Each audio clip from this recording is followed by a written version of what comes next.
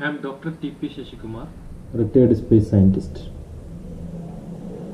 We are discussing geography towards civil service prelims exam of UPSC.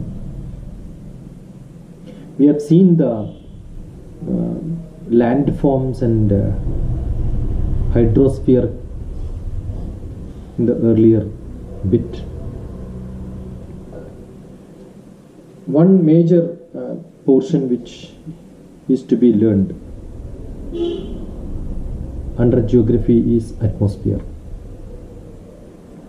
There are two components to be learned. One is the vertical component, the another one is the horizontal component when we discuss about the geography. The vertical component is major reason for the climate, the atmosphere pattern is the solar system, the sun. Therefore, when we discuss about atmosphere, we have to learn from the lower portion of the earth, the layer by layer, up to 140 kilometers, which is atmosphere, or maybe 100 kilometers, 240 kilometers. Layers of atmosphere, first 10 kilometer is the troposphere. Then we have the stratosphere, which is next to 20 kilometer. So up to 30 kilometer is done. Then we have mesosphere, which is another 30 to 40 kilometers. So up to 70 to 80 kilometer is the mesosphere end. From there it is the ionosphere. Ionosphere is another 50 kilometers. So it goes up to 140 to 130 to 140 kilometers. So these are the major layers in the atmosphere. The content of the atmosphere majorly is nitrogen, which is approximately 78%, and we have 20% oxygen, and we have got argon, dioxides, carbon dioxides, and neon. The carbon dioxide may be 0.03%, and we have got the small water vapor content, hydrogen content, and the inert gases, which are very minimal. That's only the traces of water vapor and traces of hydrogen can be seen. So in this atmosphere, all this is like an insulated portion which is surrounding the earth. That means there is an insulation. All the bad energy harmful to the human, the high temperature direct fall from the sun to the earth doesn't happen, because the atmosphere is like a insulation for earth. One of the component, the temperature doesn't reach because of the insulation. The second part is whatever happens inside earth, like the irradiation which is falling, the temperature which falls on the earth gets reflected. This is radiation, this is irradiation. That irradiated one also doesn't go out, so it gets circulated inside the atmosphere. So there is a vertical component which comes from the sun. Because of the insulation, there is a horizontal movement. When it falls in the landform, the effect is one. When it falls in the hydro, the sea, it's different. So there is a horizontal influence. The land to the sea to the land. Because of this temperature, there is a convection which happens, which is wind. Based on the horizontal location, the vertical close to the equator and far from equator. How far is it from the sun? This also causes a change in the atmosphere. So what are we going to learn in the atmosphere syllabus is all these in a brief manner. So when we talk about atmosphere, we must learn about the internal activity which happens in this 140 kilometer from the surface of Earth. So the structure of the atmosphere have to be learned. The insulation part is to be learned. The circulation which happens inside this 140 kilometer, that's the atmospheric circulation we have to learn. Because of the horizontal movement from the land to sea, sea to land, the water content in the atmosphere can keep changing. I said it's only traces of water which is in the air. But in some places the traces of water can be too high. Therefore we say it is highly humid. So the humidity is one major component which describes the climate, weather conditions, or which is to be learned under the atmosphere. The precipitation, humidity part has to be learned thoroughly. The air masses can move from one place to another place with heavy speed. So the air mass movement can create small wind to a high temperature driven cyclones. So the temperature cyclone has to be understood. The tropical, from latitude wise and the longitude wise, when the temperature difference from the equator to the high and the high to the poles to the equator, the movements of the air because of the sun distance also can be studied.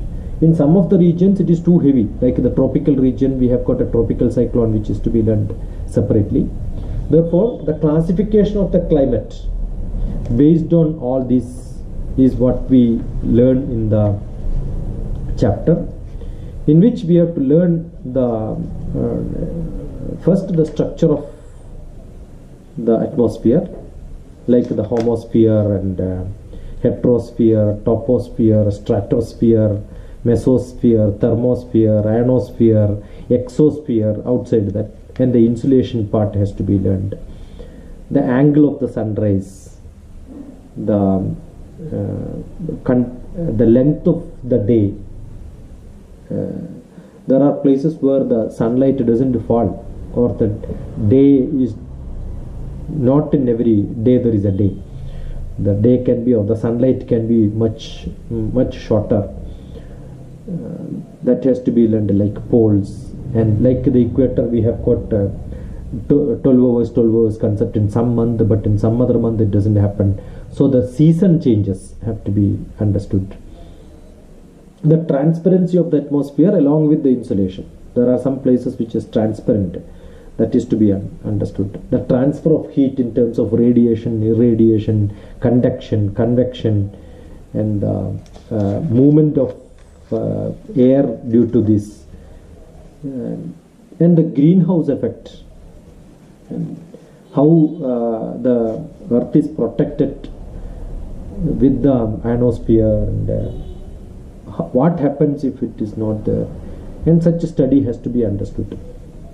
The major greenhouse gases like carbon dioxide, methane, the nitrous water vapor content, all these have to be understood, and how the pollution happens, why is it happening, what happens to the greenhouse, what are the effects. Regarding temperature, when you learn, I told you from the latitudinal difference of the temperature, longitudinal difference, because of the tilt in the earth, the seasons, the month change, how does it affect the nature of the surfaces, how does it form during a long period, like a glacier to the desert, which we have learned in the landforms portion. Discuss this. How does the altitude change happens? There are some hilly regions, we say the mountain tops are always cool, therefore the altitude gives a different climate. Always the Himalayas with the highest mountain, which is almost like same latitude as the desert area like Gulf, but that is more chill, cold, glacier, snow falling area. Why does it happen? So it's not just the distance from the equator which determines the temperature. The altitude of the land, the wind direction, from the ocean, how far is that? Therefore, how the ocean currents influences the climate. These have to be understood. That is in terms of the horizontal distribution of the temperature more than the vertical distribution of temperature, or how the vertical distribution of the temperature and the horizontal distribution of the temperature interleave or relate each other or complement each other, or understand the pressure belt because of these differences and changes. So we must learn about the pressure differences in different places. Because of the pressure differences, there could be a gas mass or maybe the air mass which moves very fast. Therefore, what happens because of this combined effect? The pressure in January and pressure in July, pressure in October, how they are different based on the distribution and the land place. The atmospheric circulation, how the pressure influences, how the temperature influences. The wind, because understand the whole thing is not a stable earth and then everything is happening within that. The earth itself is moving, earth itself is revolving, earth itself is rotating. Therefore, there are a lot of circulation which happens, and that too in a very, very high speed. Okay, so this is to be understood. There are different ocean of the earth where different patterns of wind happens. So understand these streams in the air, or the seasonal wind, local wind, hot wind, monsoon wind, the mountain and the valley, the wind differences, the cold wind. When you go to Europe, it is cold wind. When it comes to desert, it is hot wind. And the sand dunes formed because of the heavy wind. The streams like the polar streams, which has got an entirely different structure, that is to be understood. Now we should also know how these measurements are made, like the altimeter, the air temperature differences, air pressure differences, how is it measured, what are all the different mechanisms to understand this. Like altimeter has to be understood, general barometer has to be understood, the technology used for measuring and talking about the temperature.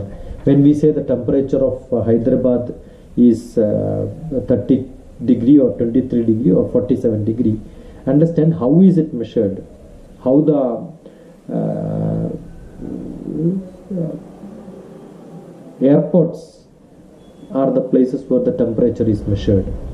The climate, which is a long-term weather condition and a short-term weather condition differences. The terminology difference between the weather and the climate has to be understood. The weather predictions happens because of the satellite support, like INSAT, which takes the picture of the cloud which is in the atmosphere. When the two clouds hits, the rain falls in that places. How sometimes the predictions went wrong or going wrong. How these weather predictions are done. Okay, so what are all the parameters generally? When an aircraft flies, they need a lot of external parameters to be supplied to the wind, pressure, temperature, climatic conditions, the visibility, humidity criteria has to be understood at the airport during the flight. How these measurements are done and how this information from the ATC, air traffic control room center, feeds to the aircraft. Like how is it measured in the places, so measurement systems, the weather forecasting methodology, the meteorology department which predicts climate models and weather prediction models, how is it understood, and reach up to the today's concept of global warming, how far it is true, what is the prediction, why people discuss this at length, what are all the different dealings which country to country, UN to different countries, what India have posed to the UN and the climate IPCC, the protocol for climate, that society, what is India's contribution, how India have looked at it at different discussions which happened internationally. What are the takeaway from the learning from the atmosphere study which is coming under geography? It has got a far-fetched learning outcome which start from the subject called geography at a small school level, which you have to study thoroughly so that you can become part of the discussions globally in the United Nations discussions when it comes about discussing the global warming, the greenhouse effect, the pollution. Understand the basic lesson which we learn in geography is much useful. Thank you for listening to this bit.